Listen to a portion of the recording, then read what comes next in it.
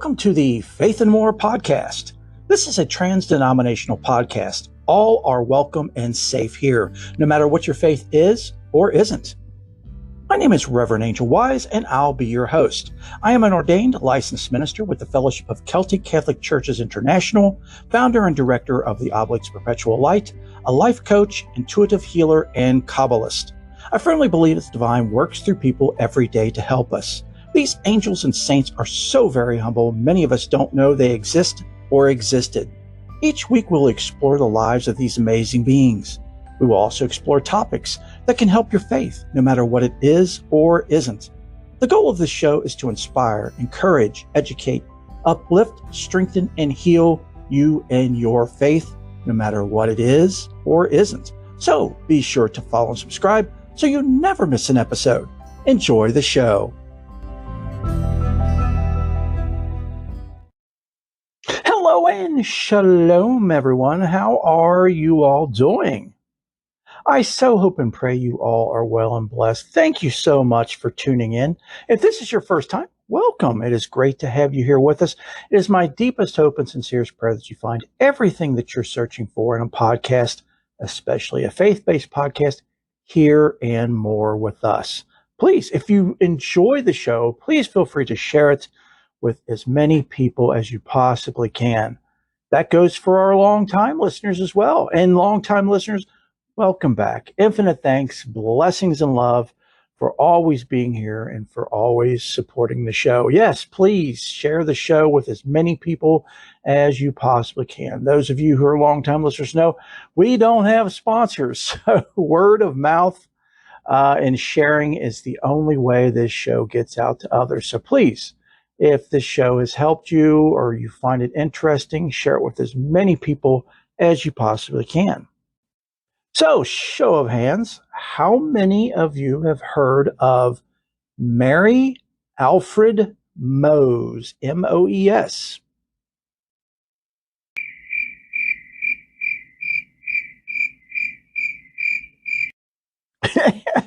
I'm right there with you, folks, because I had not heard of her until very recently. As a matter of fact, as soon as my son told me about her and shared some information, and I was like, wow, we definitely need to do a show on Mary Alfred Moes. So Mary Alfred Moes was born Maria Catherine Moes, October 28th, 1828, and she passed on December 18th, 1899. She is a Roman Catholic nun. I always use present tense with these folks. Those of you longtime listeners know it doesn't matter if they're still here physically or not, they still exist. She was instrumental in establishing the first Sisters of St.Francis of Mary Immaculate in Joliet, Illinois, as well as the Sisters of St.Francis in Rochester, Minnesota. She was also the founder of St. Mary's Hospital in Rochester, Minnesota, which became part of the famed Mayo Clinic. So Moes was born in Remich, Luxembourg. She is the daughter of a prosperous ironsmith. She immigrated to America with her sister Catherine due to the preaching of Bishop John Henney, it's Henni, of Milwaukee. Bishop Henney spoke of the need for teachers in the United States, especially among the Native Americans. There were also large immigrant communities, mostly German-speaking, establishing themselves there. Both were highly educated in music and arts. Besides their own Luxembourg language, they spoke and studied in French, German, and English. They had also studied mathematics and architecture. Wow, man, they were loaded with all kinds of wisdom and knowledge and ways to help. The Moes sisters left a life of comfort and set sail for from Le Havre, France on September 27th, 1851, destined for New York City. From 1852 through 1863, they lived first in Wisconsin with the School Sisters of Notre Dame in Milwaukee, Mary was dismissed for both a lack of religious spirit and a want of a calling. Both sisters then joined the Sisters of the Holy Cross in LaPorte, Indiana. While there, the sisters took religious vows and assumed the names of Sister Alfred and Sister Barbara. Sister Alfred was dismissed from the congregation. We see a pattern here. Was dismissed from the congregation for acting impudently and repeated disobedience. The Moes sisters, with two companions, were received into the Third Order of St. Francis in Illinois on June 1st, 1863. At the invitation of Carl Cumin, Kuemin, of St. John's Church in Joliet, Illinois, a small group of 4 sisters moved to that town the following November to begin teaching the local children. Lightning struck the Church of St. John the Baptist there on July 31st, 1864, killing one parishioner, a young woman who left behind a family. The distraught widower asked the sisters to care for his children. This unexpected work soon expanded, and the sisters began to take in orphans as well as boarding school students and candidates to the community. The sisters soon bought a larger house and established St. Francis Academy. During the summer of 1865, the guardian of the Franciscan friars in the United States, Pamphilio da Magliano, summoned Moes to St. Bonaventure Friary in Allegheny County, New York. Along with the first postulant to the community, Mary Ann Rosenberg. There he named Moes as Superior General of the new congregation of the Sisters of St. Francis of Mary Immaculate. At that time, he bestowed the Franciscan habit on Rothenberger, who took the name Sister Angela. Until 1880, the order used the constitution drafted from the Franciscan Sisters of Allegheny, a congregation da Magliano had previously established. By 1869, the sisters had built a new St. Francis Academy, teaching girls age 3 through 20 and drawing students from across the nation. Pastors around the whole country sought the sisters to come to their parishes to teach their children, especially in non-English speaking populations. By 1874, the sisters were teaching throughout 5 states, as far away as Tennessee. Moes came to plan an even larger expansion of the academy. Bishop Foley of Chicago opposed this idea and ordered the sisters to replace her with a new superior general. One of her first companions, Sister Alberta, accepted the post temporarily. She then assigned Moes to go to Rochester to build Our Lady of Lourdes School at the request of the bishop there. Shortly after that school was opened, Bishop Foley of Joliet directed Moes and the Minnesota sisters to separate from the Illinois congregation. Bishop Grace of Minnesota chose to accept her vows. Moes' permanent successor as Superior General then informed the congregation of her expulsion and offered the sisters 10 days to decide if they wished to join Moes in Minnesota.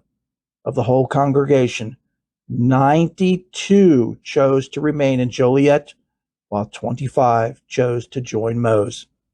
This small group became the nucleus of a new congregation, the Sisters of St. Francis of Our Lady of Lourdes. The sisters began to open a series of successful schools, following a tornado which devastated the young city of Rochester in 1883. Moes saw the need for a hospital in the town. She proposed to Dr. William Worrell Mayo that the sisters would operate a hospital for the injured and sick if he and his sons would serve as its physicians. Thus, they opened St. Mary's Hospital on September 30th, 1889. Today, that hospital is part of the Mayo Clinic. Moes died in 1899 at the age of 71. So that was the article on her life, but I do want to share a news article that was written on October 1st, 1889. It says, in 1883, a tornado swept through Rochester, killing 31. Mother Alfred Moes and the Sisters of St.Francis converted their school into an emergency hospital with Dr. William Mayo supervising. Below is an amplification of this history in terms of modern meteorology.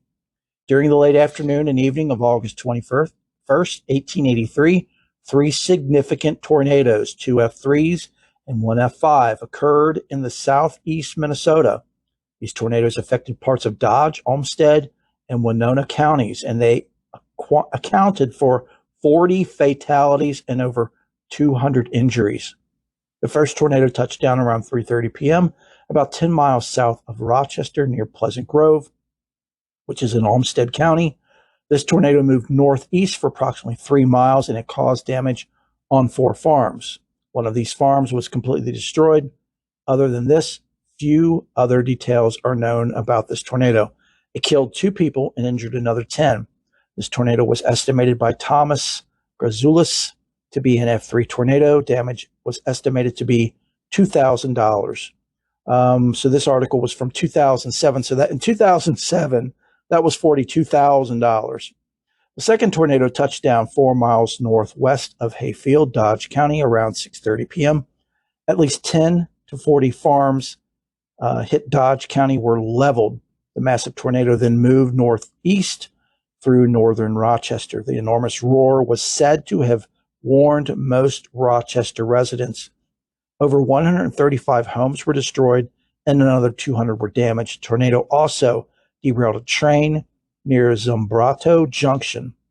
The mile-wide tornado then began to move east again as it moved through rural eastern Olmsted County. It leveled several farmsteads before dissipating 10 miles east of Rochester. The tornado killed 37 people and injured 200 others. Many of the injuries were very serious, and other deaths probably occurred, but they are not listed in this total. This tornado was on the ground for 25 miles, and it was estimated by, again, Thomas Grazoulis to be an F5 tornado. The total damage was estimated at $700,000, and in 2007, when this article was written, that was $14.9 million. The final tornado touched down around 8:30 p.m., 2 miles north of St. Charles, Winona County. This tornado then moved east-northeast for 12 miles before dissipating 4 miles north of Lewiston. 1 man was killed in the destruction of a farmhouse 4 miles northeast of St. Charles. In addition to this death, the tornado injured 19 others. This tornado was estimated by same guy, Thomas Grazoulis, to be an F3 tornado. It was estimated that this tornado produced $1,000 in damage, and in 2007, that was $21,000. Impact of this event. Prior to these tornadoes, there were only 3 hospitals in the entire state of Minnesota outside of the Twin Cities. None of these hospitals were located near Rochester. After the F5 tornado struck Rochester, a dance hall, Rommel Hall, was transformed into a temporary emergency room.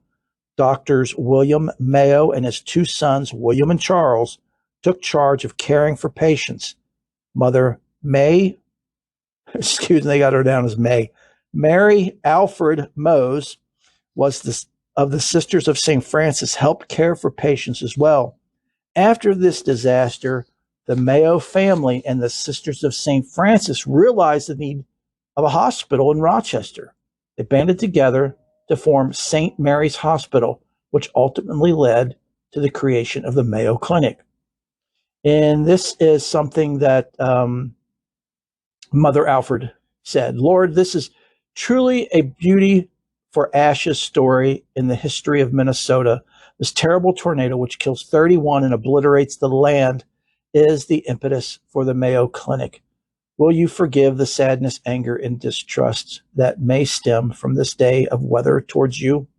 Will you forgive any verbal vows, commitments made towards you in the pain of this moment within the blast of a horrific storm? We are only people we do not see as you see. Conversely, will you bless Mother Alfred Moes, the Sisters of St.Francis, and Dr. William Mayo, and their progeny? Will you bless us with a vision beyond the present tense as a people? Will you cause us to remember that even tragedy can birth new life and healing? So the tornado is how this came about. As far as me getting this information is, Haven and my son is currently studying tornadoes. And he came across this and sent me a text or an email in the middle of the night saying, hey, Dad, have you heard of this nun? And I'm like, no, I haven't. So, in looking into it, and as Talon pointed out, she was responsible for the forming of the Mayo Clinic.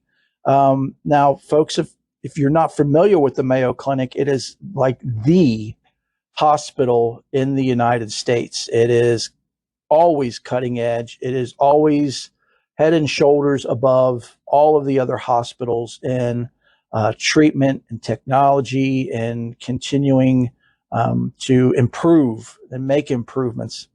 The techniques and methods used on me with my heart surgery, and probably all of you have had heart surgery before, most of which were either created at the Mayo Clinic or they were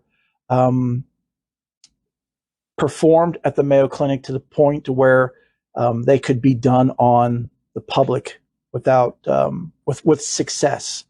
So they were perfected at the Mayo Clinic. The Mayo Clinic treats over 1 million, with an M, million, over 1 million people each year. And you know what? You've definitely got to give it to Mother Alfred, because that all of those people, every year, she's continuing to be a part of that life-saving gift. And yeah, of course, I'm sure eventually sometime down the road, there would have been a hospital, but would have been at that magnitude. And the sisters and Mother Mary Alfred Moes were the ones that funded St. Mary's Hospital. They raised the funds to get that going and put Dr. Mayo and his two sons in charge of being the doctors and gathering the staff. So that from there, the Mayo Clinic spawned from St. Mary's Hospital. So, I mean, each year, as I said, she is continuing to save lives. Over 1 million people are treated each year just at the Mayo Clinic. And that's not to say those such as me who benefited from the technology perfected and procedures perfected at the Mayo Clinic. So again, the Mayo Clinic, among many things, is the leading cardiac care hospital in the United States. The hospital where I had my surgery is part of the Mayo Clinic, even though it's St. Elizabeth. They are still associated with the Mayo Clinic and approved by the Mayo Clinic. So in a roundabout way, Mother Mary Alfred Moes is responsible for me being alive right now. Okay, here's a piece from another article I want to share, since we have plenty of time to do it. This, and of course, I'll have links to all of this, all of these articles in the show description. It goes on to, this is about after the tornado, and Dr. Mayo and his sons are running around trying to take care of all these people. And it says here that overwhelmed by the number of injured, Dr. Mayo called upon Mother Alfred's sisters to help him. Though they were teachers rather than nurses and no formal training in medicine, they accepted the mission. In the wake of the debacle, Mother calmly informed Dr. Mayo that she had a vision that a hospital should be built in Rochester, not simply to serve that local community, but rather the whole world. Man, wasn't she spot on with that? Because the Mayo Clinic, as I said, is affecting where I'm at. I'm sure it's affecting where you're at. It affects the whole world. Astonished by this utterly unrealistic proposal, Dr. Mayo told Mother that she would need to raise $40,000, an astronomical figure for that time and place. Now, $40,000 in 1883 is equal to $1,179,765 today. She in turn told the doctor that if she managed to raise the funds and build the hospital, she expected him and his two physician sons to staff the place. Within a short span of time, she produced the money and the St. Mary's Hospital was established. As I'm sure you've already surmised, this was the seed from which the mighty Mayo Clinic would grow, a hospital system that indeed, as Mother Alfred envisioned long ago, serves the entire world. This intrepid nun continued her work as builder, organizer, and administrator, not only of the hospital that she had founded, but of a number of other institutions in southern Minnesota until her death in 1899 at the age of 71. So unfortunately, and I mean really, really unfortunately, I was unable to find any books on Mother Mary Alfred Moes. And as far as the process of canonization or anything like that, if she's been nominated to be a saint, nothing, nothing at all. And that is a shame. That really is a shame that this woman, although she may not be associated with miracles, but if you are saved, like my life was, when odds were against you, then that's a miracle. To me, my survival through my heart surgery was indeed a miracle. And I'm sure those of you who have gone through similar, it was a miracle for you as well. So why aren't these miracles being associated with Mother Mary Alfred Moes? Because directly, but yet indirectly, she is responsible for us being alive today, for us surviving our surgeries, because if it was not for her and Dr. Mayo and his two sons, we wouldn't be here right now. Who's to say how things would have turned out? Anyway, just saying. So that is the story of Mother Mary Alfred Moes. I so hope and pray you all have enjoyed this show on her. I do apologize. The show is a little on the short side. Usually I would fill in some area or some time with sayings and teachings, but there really isn't from Mother Mary Alfred Moes. And that's a shame. That really is. If any of you are able to find anything more on her, please send me links, send me that information, email. My contact information is coming up. And it's at the end of the show and at the end of every show. I would love to do a follow-up, maybe in the Book Nook. I can mention an update and give people more information. I would love to share more information on her because I believe with all of my heart and soul that she has not received in our world what she deserves. You know, she definitely deserves so much more credit than what she received. But no doubt she has been rewarded, and wherever you believe we go after we pass from this lifetime, no doubt she has been heavenly rewarded for all that she has done and continues to do today. Again, you know, just the Mayo Clinic alone, over 1 million people a year receive care. And again, it's worldwide.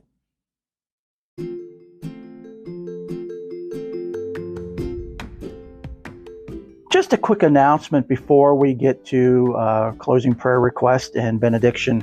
I want to remind everyone to check out Season 4, Episode 10, The Oblates of Perpetual Light, if you already haven't. And if you have, and you're interested in becoming an oblate, please check out the website at oblatespl.wixsite.com/oblates-pl, or contact me directly at oblates.pl@gmail.com. Links to both will be in the show notes in description. I so hope and pray to see you all as an oblate very soon.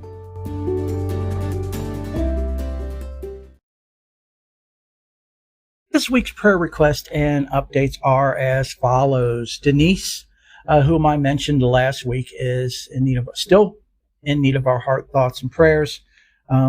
She's going through all kinds of highs and lows in life, and a lot of emotional, physical, mental things. I mean, please keep her in our heart, thoughts, and prayers. Give her strength to keep fighting and not to lose the will to live. Every single life is so very precious, and we are all here for a designated reason, regardless if we realize or are aware of what that reason is. It doesn't change the fact that it is. Also, Terry, I mentioned her last week, who I had just a universal encounter with. I mean, the divine put our paths in a cross section for just a moment, but she's the one that is suffering from suicidal thoughts and tendencies, as well as huge depression. Let's please keep her in our heart, thoughts, and prayers. Nicholas, his mother posted this week. Nicholas has had several heart transplants and all kinds of rejection. He now has to go in to have a valve worked on inside his heart. So that means actually opening up his heart. And it is an extremely risky operation, especially with Nicholas's condition. So I will let you all know when that operation happens. Last I had heard this week, his mom said it was they were working on making it happen. Next is Haley, who has terminal ovarian cancer. Haley, bless her, she is fighting so hard, and people are coming in daily to say their goodbyes, family and friends. And I mean, if you could only imagine being in that situation where, people are coming in and, seeing them is the last time you'll ever see them, in this lifetime, in this form. And I mean, that's something we can all take from, Haley's journey, is how fragile and impermanent life is, and how to treat every single moment and every single encounter as if it was your last. Next is Maudie, who, wait a minute, back up. Taylor is Haley's husband, and Weston, her 4-year-old son. Please keep them in your heart, thoughts, and prayers. Next is Maudie, who had a heart transplant a few months back. She's having issues with retaining fluid still, especially in an area where there was a port on the right side of the upper part of her chest, near her clavicle. And the doctors that or nurses or whomever took that port out only stitched up the skin. They did not fill in the hole in her or piece that together or treat that at all. So underneath her skin, she still has a huge hole, a gaping hole where that port was, and it's becoming infected, and it's constantly retaining water, which is causing a bubble to form on her chest. So she's fighting with doctors to try to get an appointment to get in to get that taken care of, while she's still having to take all kinds of diuretics, which is not good on a person's kidneys or her heart. And let's just please keep praying for her. Stephanie is still suffering from major financial issues due to her late husband's passing. Sarah and Kia are still fighting through their addiction recovery, and both are doing great. Bob and Elaine had a very bumpy week this week. Bob felt like he was getting ready to go into a seizure, so he was taken to the hospital. Bob suffers from seizures, so he and Elaine both know the warning signs of that, and he was given fluids and released.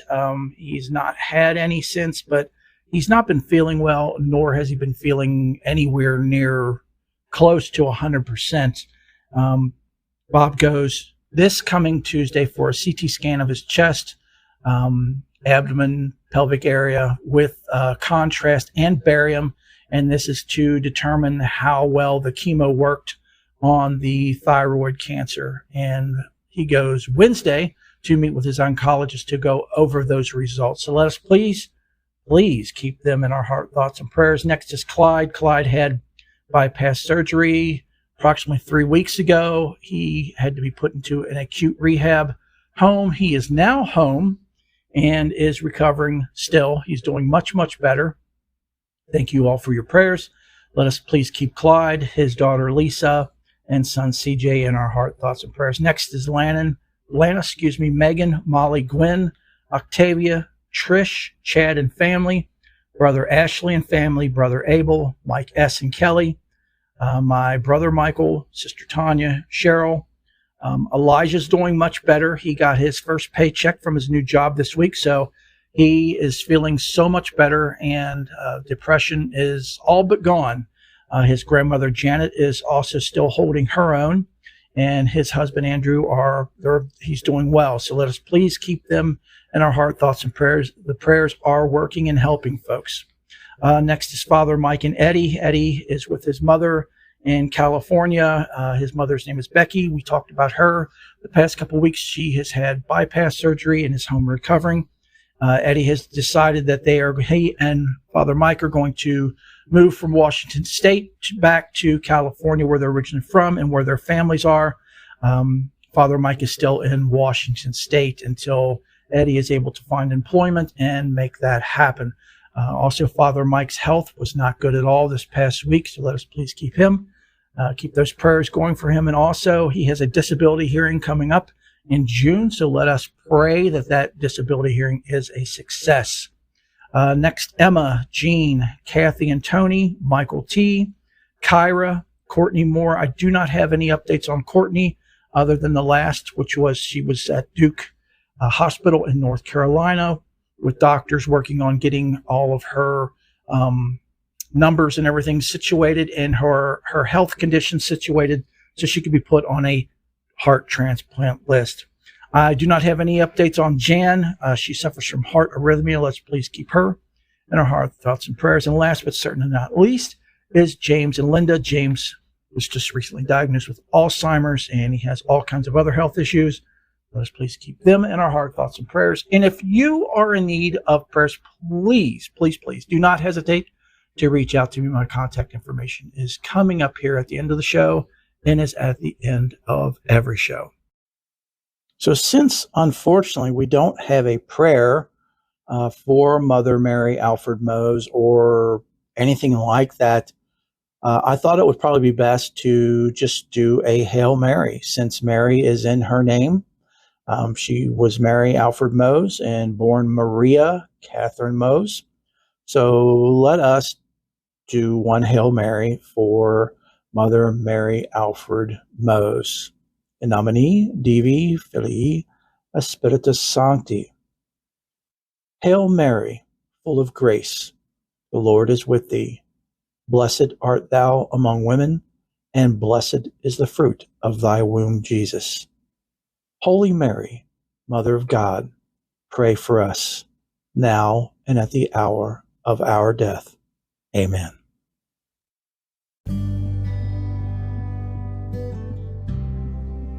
I so hope and pray that you've enjoyed the show and that you found everything that you're searching for here and more with us. Please feel free to stop by anytime, all the time. You are family. If this show has helped you, please share it with as many people as possible. Also, subscribe, rate, and review the show on whatever format you listen to. That helps move the show up in those formats, so when someone does a general search, they're more likely to find the show. And if the show has really helped you and you have the means, please consider making an offering.